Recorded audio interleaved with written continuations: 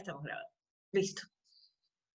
Entonces ya estamos grabando y vamos a empezar con nuestra clase del día de hoy. Me disculparán si ando un poco despacio, pero tengo un dolor de cabeza toda la madrugada. Me tomé una pastilla y no me pasa todavía. Pero bueno, así es, son gajes del oficio. Bien. Bueno, el tema de hoy, ya que vimos, digamos, la forma en que el contribuyente, el ciudadano, digamos, podía acceder a la administración tributaria y, digamos, poder hacer uso de su derecho a reclamar, a recurrir, ¿verdad? Que, como les dije, el legislador muy sabiamente les permite, ¿no?, que hacerlo, ¿no? O sea, decirle, tener un espacio de poder discutir o de poder revisar eh, dentro de la legalidad, ¿verdad? Todo lo que, digamos, pueda discutirse entre las partes sobre la obligación tributaria. Bien, entonces resulta ser que el legislador dice, bueno, vamos a hacer una institución eh, en donde nosotros podamos que la administración tributaria, ¿se acuerdan que yo les hablé de ese poder, esa potestad que tenía el Estado, ese poder exorbitante de poder hacer uso directo de ese poder para recuperar, digamos, los valores relacionados con los tributos? A ese poder o a esa potestad se llama procedimiento de ejecución coactiva, ¿ya? Entonces, en ese momento, vamos a ver, digamos, vamos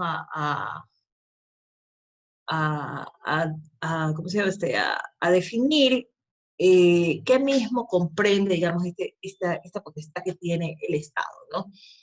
Entonces yo siempre digo, cuando ya usted llegue a la coactiva, realmente se vuelve loco, ¿no? Porque este procedimiento, fíjense ustedes que yo diría que antes era más desconocido, pero aún sigue siendo desconocido, ¿no? La ejecución coactiva es una figura que en algún momento era reservado para ciertas instituciones y luego se volvió, digamos, mucho más, eh, digamos, una vía para muchas más entidades que puedan recuperar, digamos, valores que tengan, pues, relación con deudas del Estado. Entonces, por ejemplo, tenemos que el IES tiene ejecución coactiva, el BIES tiene otras entidades, ¿no? Los bancos de desarrollo, digamos, de banca pública, ¿ya? Las empresas públicas también empezaron a tener esta jurisdicción coactiva. Las empresas de agua potable, ¿sí? También ellas cobran tasas de agua, ¿no? Que son tributos, ¿no? Y entonces la Universidad de Guayaquil también tuvo su área de ejecución coactiva. Entonces fíjense ustedes que es una figura que es importante y que, basado siempre en el principio de reserva de ley, está reservado por la ley y dice y habla de este procedimiento de ejecución coactiva eh, como una institución pues que es, digamos, de vital importancia, ¿no? En el momento en el que el Estado necesita tener un mecanismo ágil, rápido y directo para poder recuperar, digamos, valores que se les adeudan por parte de los ciudadanos. Entonces, fíjense ustedes que como antecedente, ¿no? llamamos jueces de coactivas, ¿no? Y en algún momento, bueno, esto nació en el Código de Procedimiento Civil, ¿no? El tributario siempre ha estado en el Código Tributario, eso no ha variado, digámoslo así, pero existían, digamos, luego nacen la Ley Orgánica de Empresas Públicas, para las empresas públicas, y para el IES, pues en la norma también de la Ley de Seguridad Social, etcétera, ¿no? Entonces hay que buscar, digamos, la fuente en donde la ley les da esta competencia. Entonces les hablaba un poco de los jueces de coactiva. ¿Por qué? Porque eh, al principio se pensaba que los juzgados de coactivas eh, estaban muy por las competencias, ¿no?, que tienen, ¿no?, que pueden poner medidas precautorias, que, digamos, pueden manejar un sistema de remate de bienes, o sea, retenerlos y rematarlos, ¿no? Y que eso, por lo general, le pertenece a la función judicial, ¿sí? Digamos, donde ya se busque un mecanismo de sentencia en donde realmente el juez pueda disponer de todas estas figuras legales, ¿no?, como son las medidas precautorias y, digamos, las aprehensiones de bienes, muebles, inmuebles. Y entonces se llegó, digamos, la doctrina a cuestionar si realmente estábamos frente a un tipo de juez, ¿no? Pero no, la doctrina, a medida que ha pasado el tiempo, ¿no? Han pasado ya los años, y fíjense ustedes, yo tengo ya casi 20 años de graduada, ¿no? Entonces, eh, el, eh, es sorprendente ver cómo ha evolucionado, ¿no?, el tema, ¿no?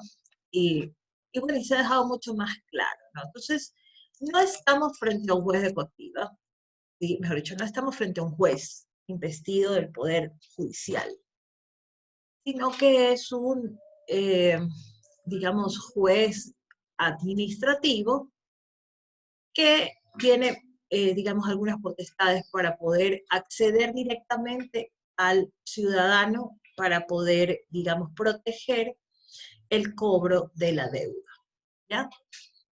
Entonces, veamos cuál es la definición. Dice, es el mecanismo para hacer efectivo el pago de lo que, por cualquier concepto, tributos, intereses y multas, ¿verdad?, o recargos también, se debe al Estado.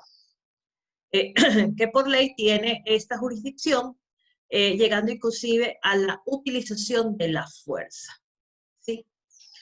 Entonces, claro, usted puede ser requerido, inclusive, por la fuerza, ¿no? ¿Qué es esa potestad coactiva? La potestad coactiva dice, le pertenece pues a las administraciones tributarias centrales, a las administraciones tributarias seccionales y a las de excepción, ¿no? Porque es lo que veníamos diciendo, ¿no? Habría que buscar siempre ver si es que tiene esta ejecución coactiva, este procedimiento de ejecución coactiva. Más que nada porque yo les comentaba que en el paso del tiempo, por ejemplo, el Estado tenía, y esto un poco de lo que ustedes han de haber visto en Societario, ¿no? El Estado, cuando quiere invertir en sociedades, puede invertir en sociedades anónimas, en sociedades de economía mixta, ¿no? Y así se crearon algunas empresas, digamos, en nuestro país. Y lamentablemente no tenían esta potestad coactiva.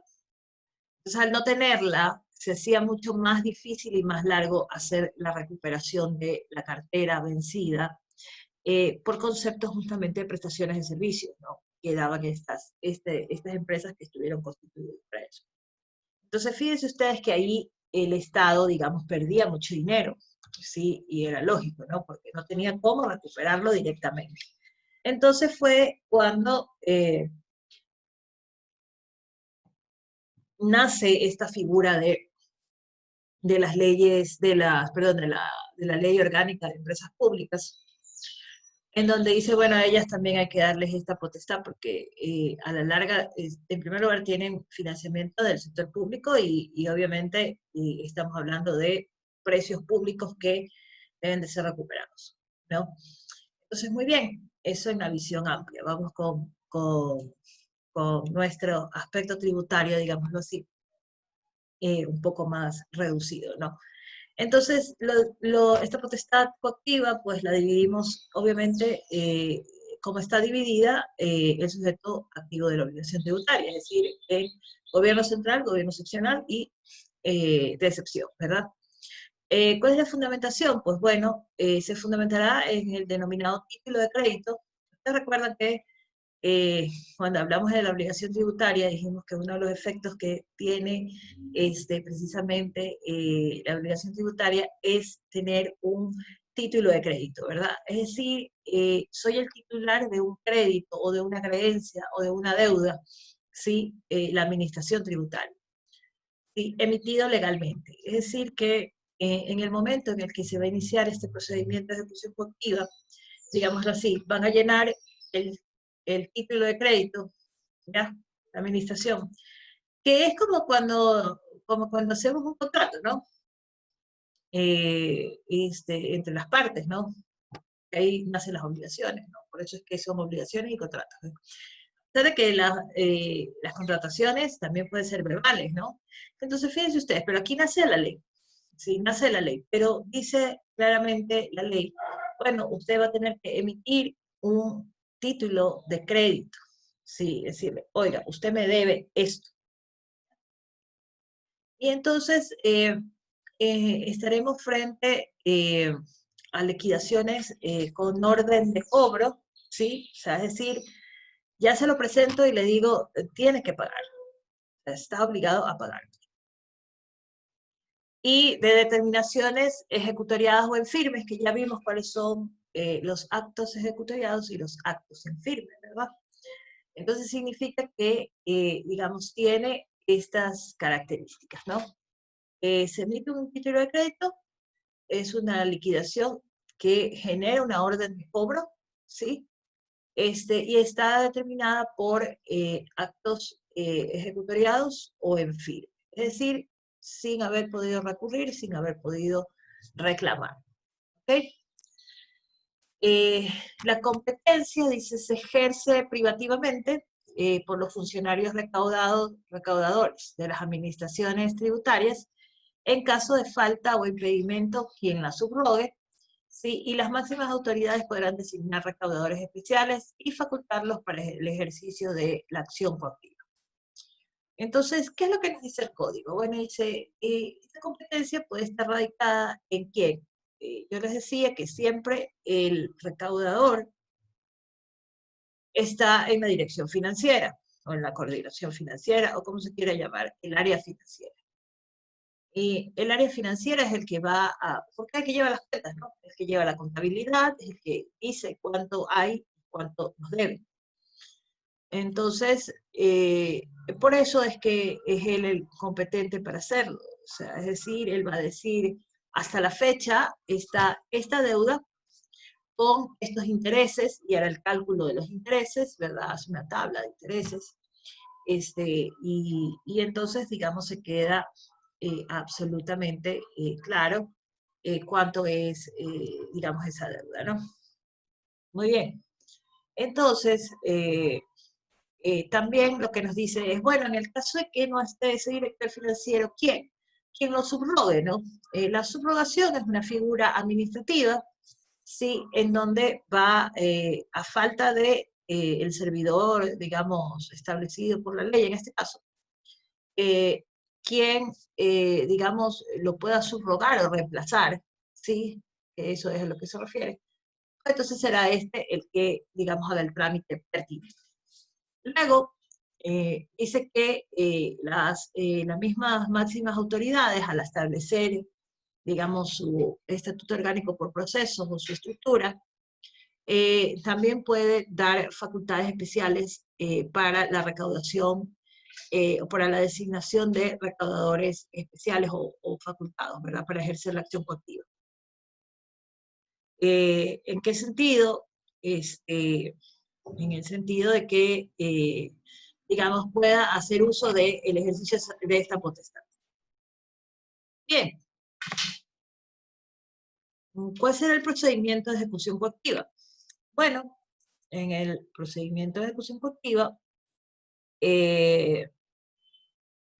tenemos pues la emisión del título de crédito, como había explicado, la notificación, ¿no? La notificación, porque la emisión del título de crédito no se va a notificar solo, ¿no? No es que aquí tenemos emitido su título de crédito, venga cuando usted quiera. No, tengo que hacer una notificación. Entonces la notificación, recuerden ustedes que les dije, la notificación es un elemento importante y vital dentro de los procedimientos del Código Orgánico Tributario. Y entonces le dará 8 días para que pague. ¿Ya? Entonces, una vez que, recuerda que la notificación es el reloj de arena que le pongo y corre el tiempo, ¿verdad? Entonces, ¿en qué tiempo? En 8 días. En 8 días, ese título de crédito, que es una orden de cobro, ¿verdad?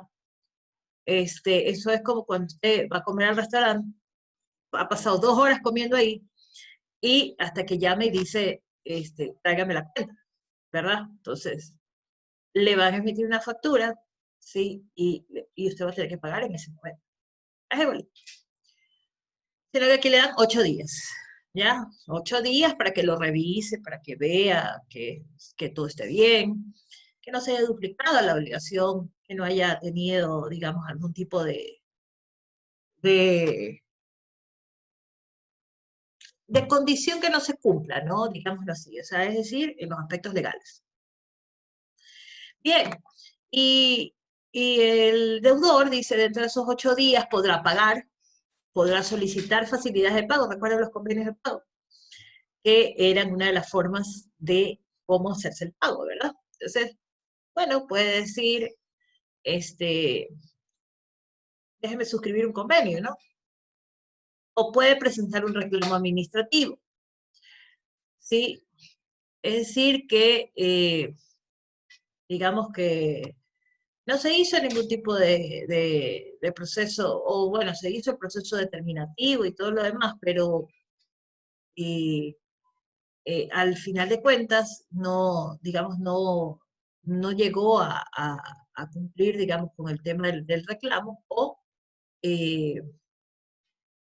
habiendo el reclamo, por eso aquí veo distorsionado, también, ya, ahí está. Entonces, puede presentar reclamo, ¿verdad? Por la emisión de ese título de crédito y decir, bueno, ¿sabe qué? Eso no es así. Y, digamos, proceder al reclamo como lo establece la ley, ¿verdad? Presentado el reclamo, ¿no? Dice, tiene efecto suspensivo de la coactiva, o sea, se suspende la coactiva. Claro, porque no puede ir la coactiva, o sea, que a la larga lo que va a hacer es el pago, porque el reclamo definitivamente va a justificar que está mal liquidada la deuda, ¿ya? Total o parcial, ¿sí? Por eso es que voy a la vía del reclamo. Entonces, el efecto tiene que ser supresivo porque hay unas diferencias que resolver primero para luego proceder, digamos, a la coactiva. Pero terminado ese reclamo, ¿verdad? Y si, digamos, ya no ha presentado recurso de revisión o cualquier otra acción que pueda ir al juzgado también, ¿no? A la parte judicial, no lo hace, pues entonces, digamos, ahí regresaría a la coactiva, ¿no? Al pago, para el pago. Luego, vencidos esos 8 días, ¿sí? Vencidos esos 8 días, y no ha pagado el ejecutor, dice, dentro de los 3 días, se dictará un auto para que pague o dimita bienes, ¿ya? Es decir, ha cumplido los 8 días y no ha presentado, digamos, ninguna de las 3 opciones que establecimos arriba, y se dictará el auto de pago, ¿ya? Entonces, esa sería la primera providencia, digamos, que se va a dictar dentro del expediente. Entonces, se dice el auto de pago, se dicta el auto de pago para que limite los bienes. Es decir, qué bienes van a ser aprehendidos o bloqueados, o porque ahí se dan las medidas precautelatorias, se manda a bloquear todo, cero ventas, ¿no? Cuentas y demás. Y por eso yo les dije, nos vemos en graves problemas, ¿no? Muchas veces cuando no sabemos que podemos pasar a la coactiva. Entonces, bien, después de aquello, el coactivado dice deberá señalar domicilio para sus notificaciones, es decir, que ya con el auto de pago, que también se lo notifico, tendrá que presentarse y decir, pues, qué acciones va a tomar, ¿no? Y obviamente señalar domicilio.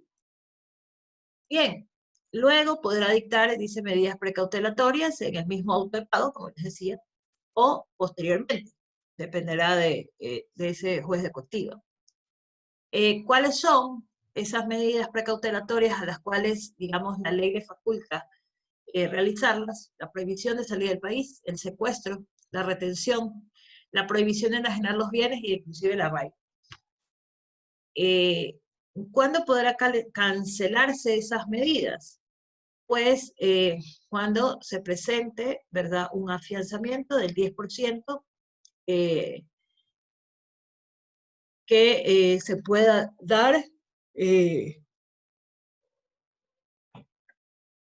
por un adicional para devengarse y para las costas judiciales a las que conllevan, ¿verdad? Podrá impugnar la legalidad de las mismas, o sea, es decir, puede ser que impugne las medidas precautelatorias, lo puede hacer, tiene ese derecho, ¿sí? Y bueno, el contribuyente pues verá cuál es la mejor estrategia a seguir, ¿no? Pero digamos que estos son los parámetros que vamos a revisar en la ley y ustedes van a ver que se refiere al procedimiento coactivo. ¿Qué puede hacer el sujeto pasivo una vez citado con el auto de pago? Bueno, citado con el auto de pago puede realizar el pago de la deuda, que digamos no tiene nada cómo justificar o cómo solventar, digamos, lo contrario, ¿no? Que no se debe. Por lo tanto, podrá pagarse, ¿no? Y bueno, y pagada se termina la coactiva, ¿no? De emitir bienes que sean embargados, es decir, puede decir, ¿sabe qué? Yo tengo este terreno, la deuda es de 100.000 y el terreno vale 200.000. ¿Ya? Entonces, tenga el terreno y remátese y cóbrese. Obviamente el excedente se lo va a devolver, eso lo vamos a ver en el remate. Presentar una solicitud de compensación o de facilidades de pago, ¿ya? Esto también lo vimos en las formas de pago, ¿no? Entonces, si estoy ahí y puede ser una forma de pagar, o sea, tengo cómo compensarla o tengo cómo solicitar una facilidad de pago, pues puedo usar una u otra. Presentar un juicio de excepciones ante el juez o ante el ejecutor, 20 días desde el día hábil siguiente a la notificación del auto de pago, se suspenderá el procedimiento de ejecución. ¿Ok? Entonces, esto quiere decir que yo presento una excepción a la coactiva, que ya vamos a ver cuáles son las excepciones, dentro de un tiempo de 20 días, ¿sí? Y lo que se hará es suspenderse el procedimiento de ejecución coactiva, es decir, tiene un efecto suspensivo. Al igual que acá, que les decía, ¿verdad? Si voy a resolver un punto específico, cuando yo me excepciono, significa que no tengo que hacer ese pago porque yo estoy fuera de, ¿sí? Tengo alguna situación, alguna condición que debió ser tomada en cuenta y que no debió haberse generado la emisión del título de crédito. Y entonces, asimismo, se separa y se suspende, digamos, el procedimiento coactivo. Pero ojo con esto, ¿eh? Se suspende, no se ha terminado, no se extingue, porque como ustedes van a ver, la coactiva después de la emisión del título de crédito, ¿sí? Resolviéndose todo lo que se pueda resolver en el camino, sea un reclamo, sea las facilidades de pago, sea lo que sea, ¿verdad? Siempre va a tener que volver al proceso coactivo para cerrarlo, de alguna manera, con el pago de la deuda, ¿sí? O que ese pago no era procedente, ¿no? De hacerlo, por decirlo. Es decir, aquello que sea favorable para la administración tributaria o desfavorable en el sentido de que lamentablemente el contribuyente ha tenido la razón. Y finalmente, si no se presenta ninguna de las anteriores situaciones, ¿no?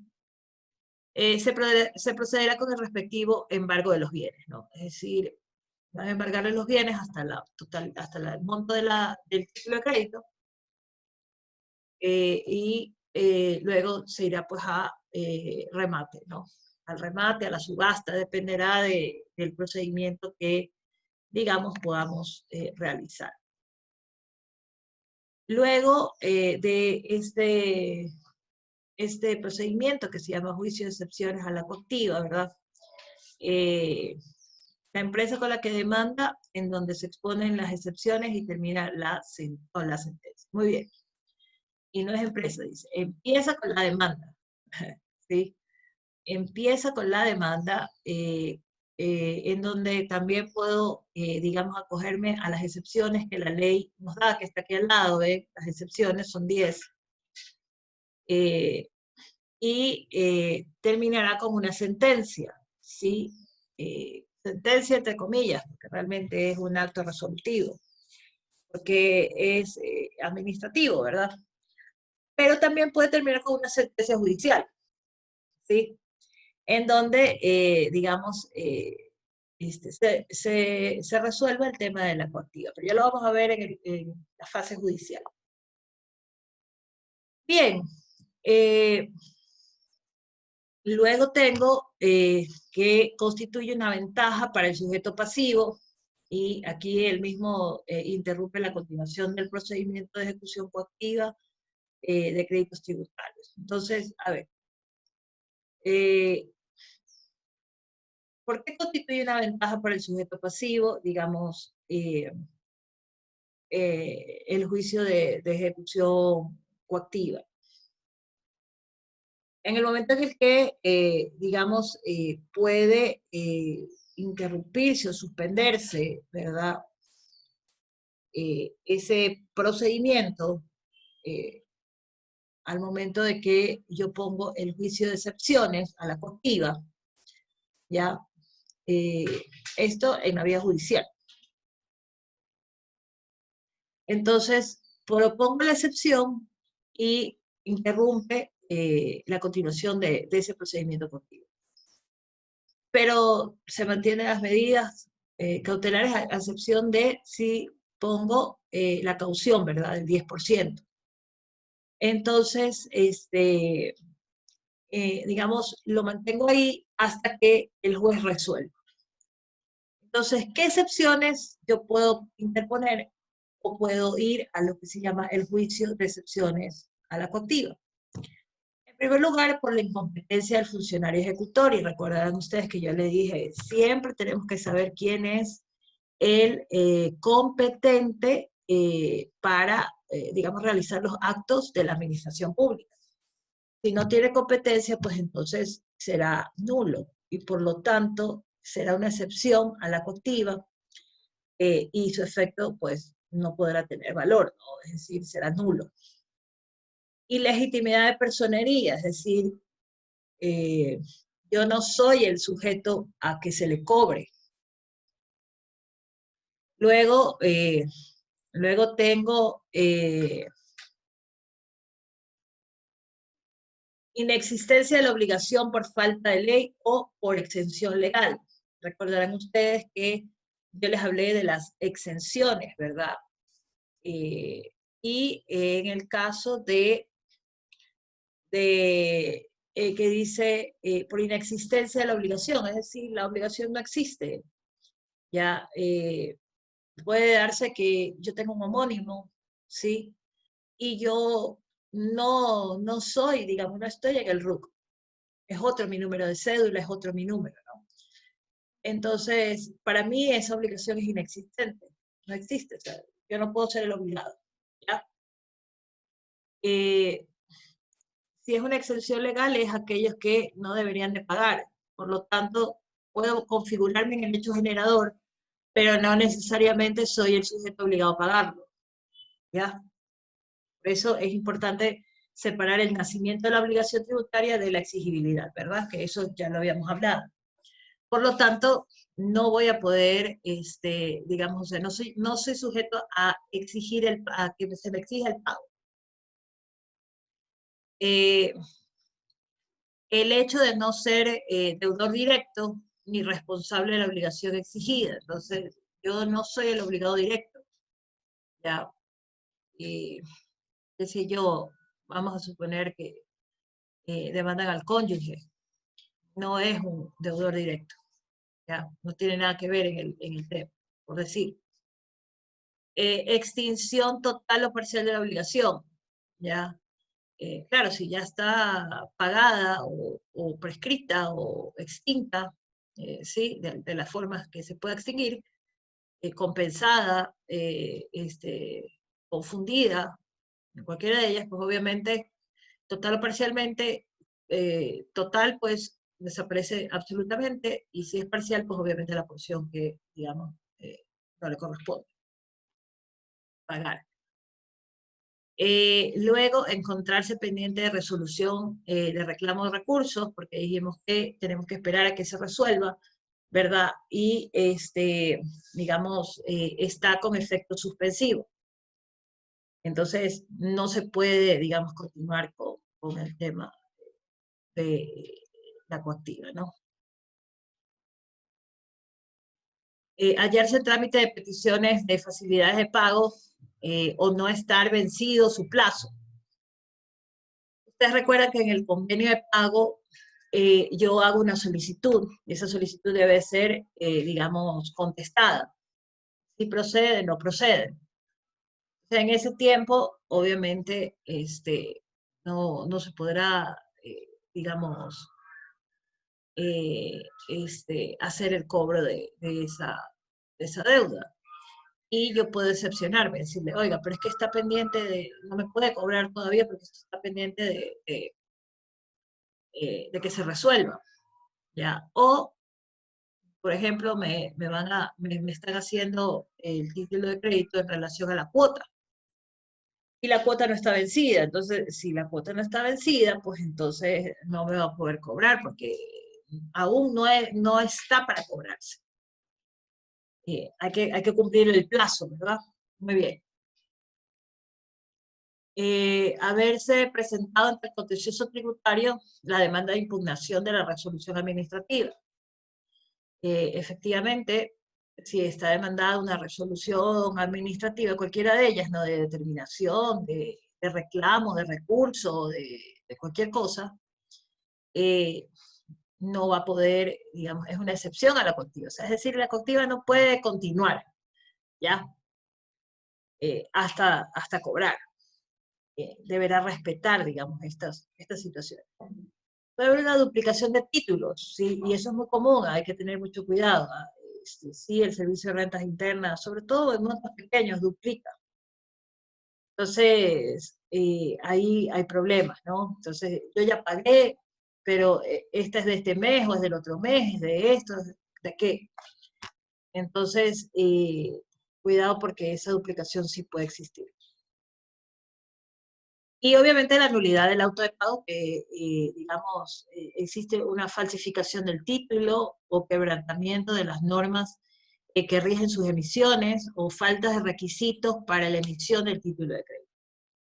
Entonces, el título de crédito debe cumplir determinados requisitos en donde definitivamente tiene que estar bien desglosado y si no lo está, pues entonces digamos, ser una excepción a la coactiva y podría inclusive producir efectos de nulidad, ¿no? Entonces, lo tenemos, ahí estamos ya ahí con el tiempo. Bien, nos vamos a quedar hasta ahí para que el día de mañana podamos ver lo que es el embargo, ¿sí?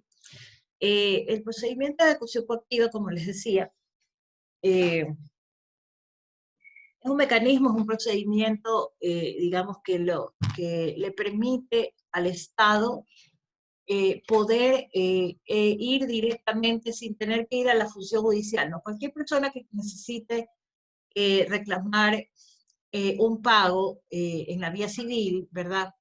Tiene que ir ante un juez. Entonces, la excepción es esta, ¿no? El Estado, en relación a sus obligaciones, puede ir él mismo a hacer ese reclamo a través de este denominado procedimiento de ejecución coactiva, ¿ya? Pero como ustedes pueden ver, goza de sus reglas particulares y de características especiales, en donde, digamos, su trámite y procedimiento debe cumplir ciertos parámetros. Es una forma sencilla de poder cobrarse las deudas, ¿sí? Y digo sencilla porque aparentemente parece sencillo, pero en sí el legislador ha visto, digamos, todas las posibilidades de respetar todos los principios y derechos que tienen los contribuyentes, y por eso ha puesto lo que es el juicio de excepciones a la coactiva, ¿ya? Es decir, cuándo y en qué situaciones. Fíjense ustedes que el legislador puntualmente las establece.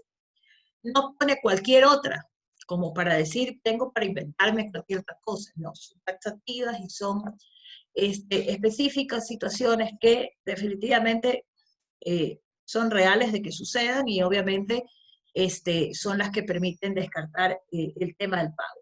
Como ustedes pueden ver, son muy puntuales, ¿sí? Con lo cual no se entra a discutir realmente la esencia de la obligación tributaria, si existe o no existe, si nació o no nació, ¿sí? Sino más bien su condición de ser pagada, ¿ok? De ser cumplida. Y establece los escenarios que establece, ¿no? Aquí. Entonces, esto es el procedimiento de ejecución coactiva. Espero que les haya gustado este tema. Obviamente, por el breve tiempo que tenemos, ¿no? Hemos visto, digamos, bastante sucinto el tema, pero en sí la figura jurídica comprende todos estos puntos que hemos visto. Ustedes lo van a revisar en el Código Tributario, en sus actividades, ¿verdad?, que van a realizar. No dejen de hacer, por favor, sus actividades. Y bueno, continuaremos el día de mañana. Gracias por haber asistido. Espero hoy poder reclamar todo lo que hay que reclamar ahí dentro de la facultad para ver si nos resuelven el problema. En todo caso, chicos, gracias por haber venido, que tengan un lindo día, pórtese bien, ya saben, y que sigan estudiando. Nos vemos pronto. Eso mismo. Chao. Gracias Gracias, a Miss. Muy ustedes. amable. Chao.